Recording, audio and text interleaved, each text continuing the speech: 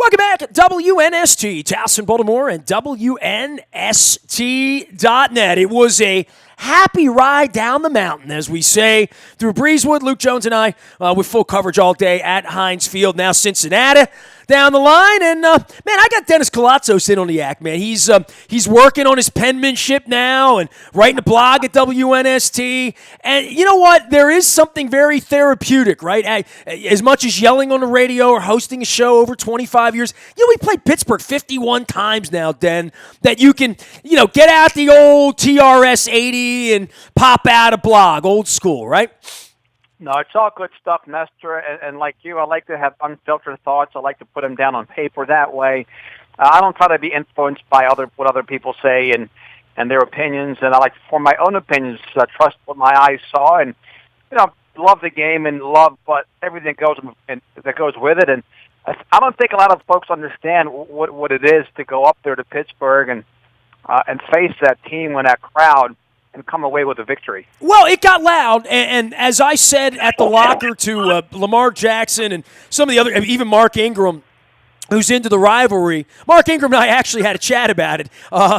You'll hear it on the radio this week, but I said, first and 99 with your back to that end zone, that's when you feel the rivalry, right? I mean, first and 99, you're down 3 points or it's tie game, whatever situation was at that point.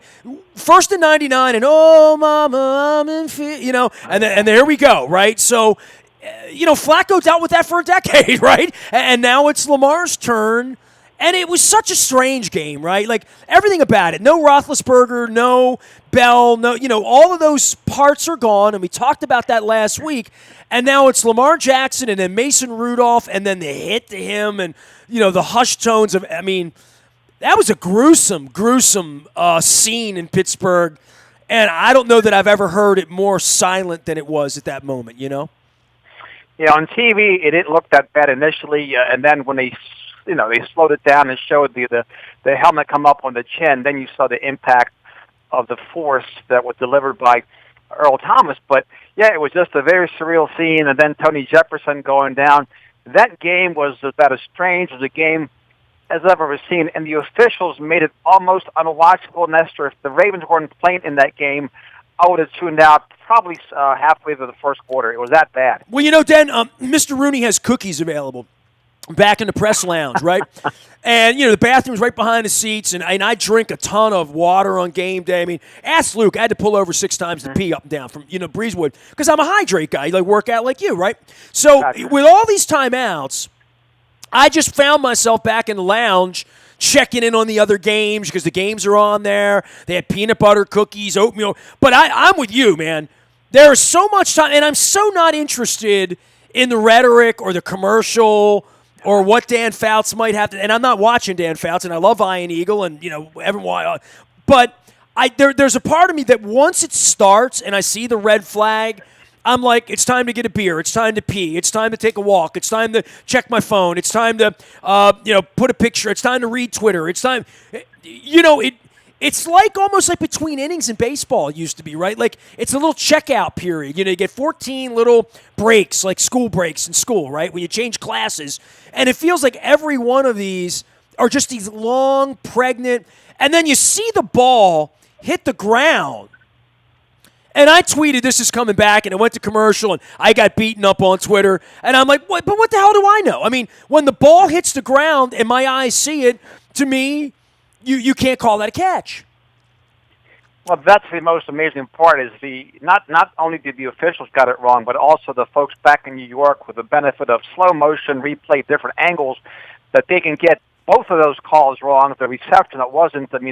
By definition, the receiver never had control of that ball, never secured it. The defensive back knocked out of his hands immediately, and how they can get those calls wrong. It just wasn't in this game between the Steelers and the Ravens, Nestor. These calls, the only thing consistent is they're consistently poor league-wise. They're very inconsistent in how they call these things, how they interpret them, and I worry that they're weakening the brand or lessening the brand, the game of football that we love so much. Look, they can call the egregious calls, let these guys play football, but my goodness gracious, we still don't know what it catches anymore. Dennis Koulatsos is here. He'll be around all week. He's over at the Coons Florida Security Boulevard. He'll be here on Thursday getting you ready for the Cincinnati Bengals. I mean, we'll get to them, and you and I will talk about it on Thursday on your show as well. But where are you with the Steelers in this? I mean, Ravens almost lost to the third-string quarterback in Pittsburgh, right? Yeah. And if it weren't for having a great kicker, obviously – the Lamar factor, whatever the revolution is at this point, people have geared up for this, to stop this. They drafted for this. It's not going to be 59-10 and the ball flying over everybody's head, right? Hollywood's injured. Clearly, Mark Andrews is not 100%, not where he needs to be. We're not really running the ball the way we did last year because it's not this bumper car offense. And I'll get to the defense and the injuries, but let's just start on the Steelers and the Ravens and where they are, because the Steelers might go 3-13 at this point, right? They do not look like a very good football team. Well, no, that's the biggest point is the Ravens went 3-2, and the Steelers are now 1-4. The Ravens 1-1 in the division, so it was a wonderful road win. Pittsburgh is still Pittsburgh. Never mind the skill players, particularly your quarterback, but their offensive line and defensive line still very, very good units. Their offensive line, they didn't open up many holes for their running backs, and credit Brandon Williams for that, but they kept both Mason Rudolph and Devlin Hodges upright. They gave them enough time to find receivers. And defensively, their front seven, they shut down the Ravens' running game, and they gave the offensive line all they can handle. Lamar Jackson, good thing, he's a very mobile quarterback. He was able to get out of the pocket a few times, escape that pressure with his feet. But to me, they're still the Steelers, right? It was still a dogfight, and look, they're not a bad football team. They're good where they're supposed to be, and that's the trenches, and it was what I expected from a Steelers-Ravens game. I didn't expect a blowout in either direction. The spread was only 3.5 points. So the odd makers, of course, they start the same way that we did. Not surprising that the game went into overtime, but they're still the Steelers. Nestor at home. I'm not going to let anyone taint this victory, and we don't get style points here in the NFL. You win by 1 or by 13, it's still a victory, and it was a great road win. But look, tough opponent, 1-4. They'll bounce back. I don't know if this is going to be a 6-10 year for Mike Tomlin, but look, we'll take the victory. Dennis, I did some solo radio on the way up to Pittsburgh, just talking about the history of Clemente and Stargell and Terry Bradshaw and the Colts, and then the Ravens, happening. And we're now 51 times we played each other, playoffs, regular season, whatever. And I'm making that drive on a beautiful fall day. Very rare, and all of these years I can't really remember getting out of bed and driving. We've had bus trips before. We haven't played a whole lot of 1 o'clock games up there in the last 15 years. But getting in my car and just driving to Pittsburgh, I don't know that I've really done that ever in the Ravens era. I did it with the Oilers every year. I used to drive up there to see the Oilers play back when I was Warren Moon and all that stuff because it was always the closest approach. And I said on that piece, it's always 23-20 in the fourth quarter. I literally use that score. I don't know how many times in 51 games I've looked up on the scoreboard, especially Heinz Field, and it's been 23-20. It feels like it's perpetually 23-20 or 23-17, right, or 20-17. And here was another one of those games where we have the best kicker, they have a third-string quarterback, and yet we're running around and no disrespect at all to Josh Bynes, who I saw in the aftermath, who I like a lot, and he remembered me and gave me a hug and said hello and Super Bowl memories and all that stuff. But, Dennis, it is telling that they would bring a guy in who was watching football at home, on his big screen last week like you and me, and put him in the middle of the defense. Not only does he make a pick on the first drive, but, played 40 snaps and ran around and didn't embarrass himself. And, it really does speak to where they are in all of this with the linebacker situation. And now you pile on the fact that Tony Jefferson's gone. It's, they got a lot of work to do out there right now, especially with Russell Wilson and Tom Brady coming around the corner. Yeah, there's definitely a talent gap on defense. The pass rush was non-existent.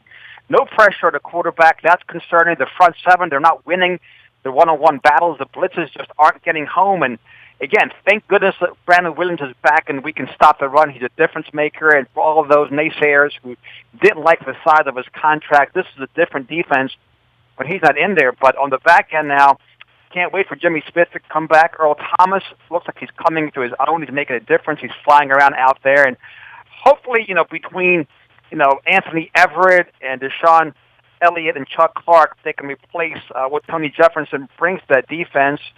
And you mentioned special teams. Justin Tucker, he's not only the greatest kicker in the NFL today, Nestor, he's the greatest kicker in NFL history. How he made those 2 field goals on the open end of Heinz Field with that wind swirling is still amazing. Even his father said an archangel must have just blew that ball through the goalpost. But there were 2 of the best field goals I've ever seen. Well, I mean, and that stadium, and I know Harbaugh talked about it in the aftermath, and Tomlin talked about it, and Tomlin didn't like his kickoff return, and making Tucker have to kick the ball in that direction in a swirl at almost 50 yards, where it is something that we feel like it's automatic, right? Because there's not 29 other franchises, and I don't even know who the other 2 kickers might be, but there's 25 other places where going to kick a 48-yard field goal to win the game in Pittsburgh. I think half those kickers missed that kick in those conditions. Yeah, I would agree with you. We've been spoiled here in Baltimore. I certainly don't take those field goals for granted. I know you don't. I know the organization doesn't, and I know that the opposition doesn't. And Mike Tomlin talked about the Ravens special teams with the difference they made. They were the reason why he elected, after winning the coin flip in overtime, to kick the ball versus taking the ball. I'm sure he's getting beaten up by the Pittsburgh press and media and the fans alike today, as he was yesterday or the other day. But anyway, Tom's going to get beat up, but that's what Justin Tucker and these special teams force them to do, right, Nestor? They force this coach to alter his strategy, not just when it comes to making field goals, but in possession situations, regarding the overtime coin flip in particular. Well, and I guess more than anything, knowing the conditions with Tomlin and Harbaugh, there aren't a whole lot of, and Tucker as well, there aren't a whole lot of familiar faces left in this thing, right? And I don't know where Pittsburgh's going around the corner, but we're not going to have to worry about having to go up there and play in January. They come down here to end the season. I don't know what kind of year it's going to be. They dealt off their number 1 draft pick then. Minka Fitzpatrick's running around. If they do implode and go 4-12 and have the number 9 pick in the draft, they don't have the number 9 pick in the draft anymore. Yeah, no, that's true. That'll go to Miami Dolphins, of course, and they're building some draft capital. The division is different. I took a look at the rest of the schedule, Nestor, as I guess we're all prone to do, and I said, this is a win, this is a loss, this is a loss, this is a win.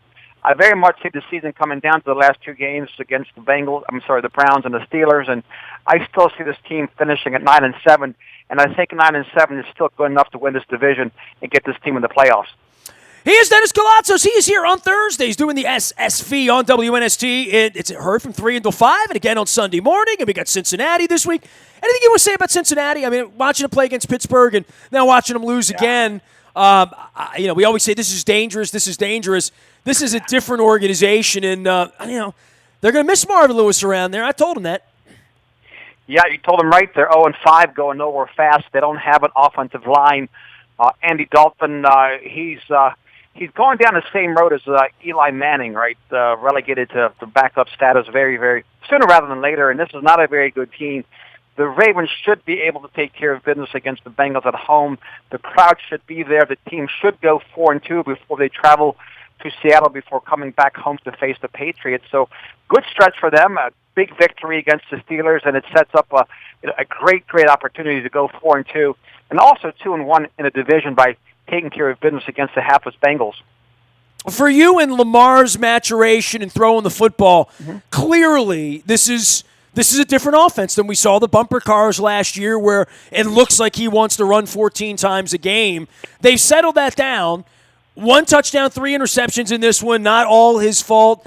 But seeing him throw the football and what defenses are trying to do to him, they're not going to let him get outside. I mean, that is part of the game, is they are going to take the wheels away and make him throw the football, which he wants to do. He loves when they trash talk him. You can't throw.